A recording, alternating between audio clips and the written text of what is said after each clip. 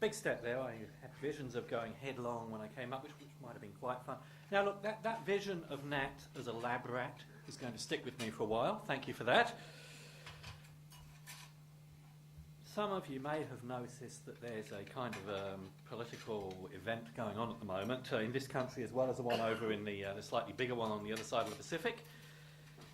And I find it's terribly easy to get very cynical about this, about what politicians do, and about, to some extent, even what they are. It's very easy to see politicians as people who are purely there to beat each other up. I just want to say that has never been my experience. Almost all the politicians I've ever dealt with, and I've dealt with one or two over the years, do this because they actually really believe in doing stuff for people. They actually want to make the world a better place. And I think that politicians in general, not just David, not just even ones who understand IT and open source, not even ones that just happen to believe in our values, I think politicians in general deserve a round of applause for putting up with this stuff. Okay?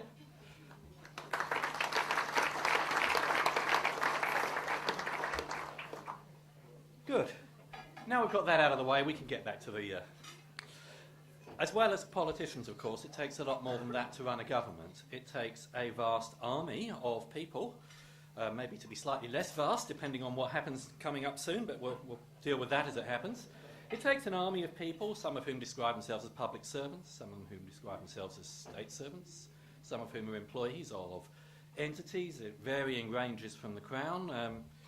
That's something for SSC to worry about, but basically they all work for the government, okay? And again, many and many of the people who work in the government, and I have seen this evolve over the last couple of decades, many of the people who work in the government do so because they want to make a difference. And I'm very clearly drawing a parallel there between the kind of values that people who develop open source, who believe in open source, have and try to push out, and the kind of values that make somebody actually go and join a government department. I mean, why in the world would you do that? Well, the answer is because you actually get to work on some quite cool problems, and you get to meet a lot of people who really want to make a difference. So, well, actually, I don't think it's my job to recruit for the state service, so I should probably better shut up on that one. Anyway, you often hear people saying the government should be using open source. Well, we would probably all agree that it should, but I'm here to tell you that it does, to quite a large extent. Most parts of government use some, many parts use a lot, and things are increasing and have been steadily increased over the last decade or so. So that's really my preamble. I just want to now move to the finalists. Here are 4 organisations who have got a particular use of open source, and they have been recognised for by being made finalists for this award. So I'm just going to walk through them now. We're going to talk about, first of all, the National Library. Thank you. National Library has woven open source into many of its operations, and it's not really just your sort of fusty, silence please, grandma's library anymore. In particular, it commissioned a tool with the British Library called Web Curator and released that as open source, which is actually quite a brave thing for a government department to do, which helps a library collect and curate. I'm told that is a verb, by the way. Collect and curate the whole of the New Zealand web space. And this is actually fairly significant. The National Library believes that the space in the New Zealand web, the intertubes thing down at this end of the planet, should be preserved in some fashion so we can actually go back and see what was on a particular website some time ago, so that we can preserve our culture as it evolves at this ferocious rate online. That's a long way where libraries are evolving towards around the world, and the National Library of New Zealand seems to be very much at the forefront of that, and I think we should applaud them for that.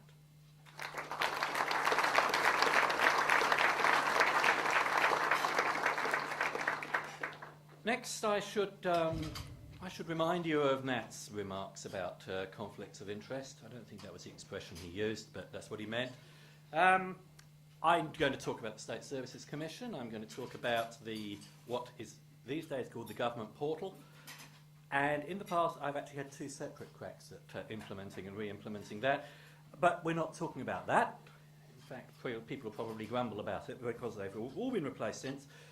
We're actually talking about the latest iteration of the government portal and an underlying technology called the Lightweight Content Management System.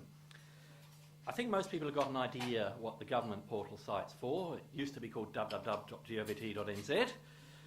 It still is, but they also call it newzealand.gov.nz as well these days. There's branding for you. Well, I suppose another few bucks on the domain names there. But anyway, that has moved so far in the years since that site was first created. I should probably mention Nat again. It's hard not to, isn't it? I think Nat and I sort of threw the first one together on some spare piece of disk up at Victoria University in 94? Maybe? There's no way. Prehistory, yes. A giant mainframe stalked the Earth. Yeah, okay. It has changed a lot. The version I last put in back in the early noughties had used open source. The version that has been put in now is open source.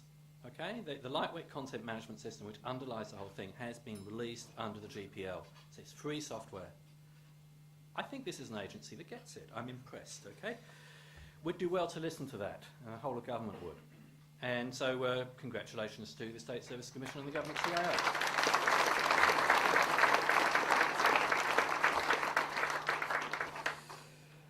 Another one I couldn't vote for is Radio New Zealand. I'm sure we're all aware of Radio New Zealand. Radio New Zealand uses a great deal of open source internally. I was privileged to have a guided tour of some of their IT facilities recently from their new media manager, I should say, Richard Halse, sitting over there. It's absolutely fascinating. It's fascinating because Richard will probably be offended. It seems to have been put together with almost no money whatsoever, which is quite impressive. There's some hardware and there's things that engineers do which undoubtedly involve hardware, and there's some computers. They don't look very flashy ones, frankly. They're just computers and they do stuff. A lot of it is with open source software. The podcasts, for instance, there's an editor who sits there. He's probably not an editor, he probably has a much better job title, but he sits there and chunks up the sound files as they roll off the radio station and feeds them to what Richard calls the ogulator, which turns them into an OGG Vorbis format, as well as also an MP3 format for those of us who don't have time to listen to the radio during the day, to download and play later on machines of our choice and at times of our choice. So we have Radio New Zealand and Terry Pratchett for the name to thank for OGG, the free software format, and we have a national broadcaster here that is using free format for broadcasting public service radio. Well done, New Zealand, and well done, Radio New Zealand.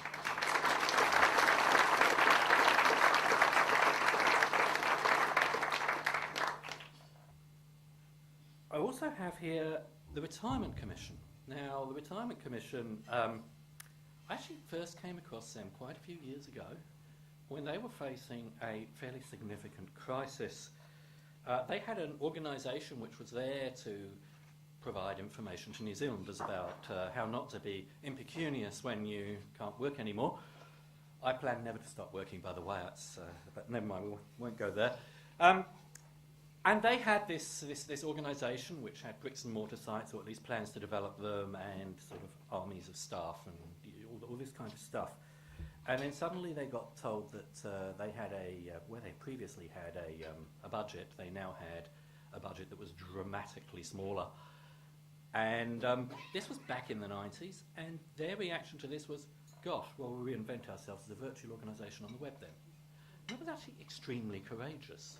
We're going back to maybe 98, 99, somebody can probably correct me on this, but from memory that's when it was. And the Retirement Commission, bless its socks, actually turned itself into the sorted website, which it still is, of course, and that website has expanded and become more and more clever ever since.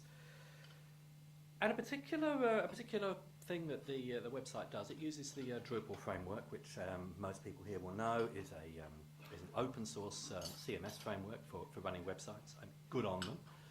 Why pay for it? Why not? It's all supposed to be about good husbandry of resources, and they seem to be doing that very well. So good on the Retirement Commission.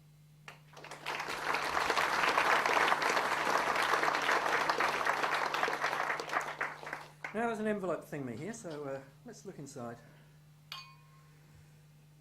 The winner of the Open Source Use in Government Award is Radio New Zealand.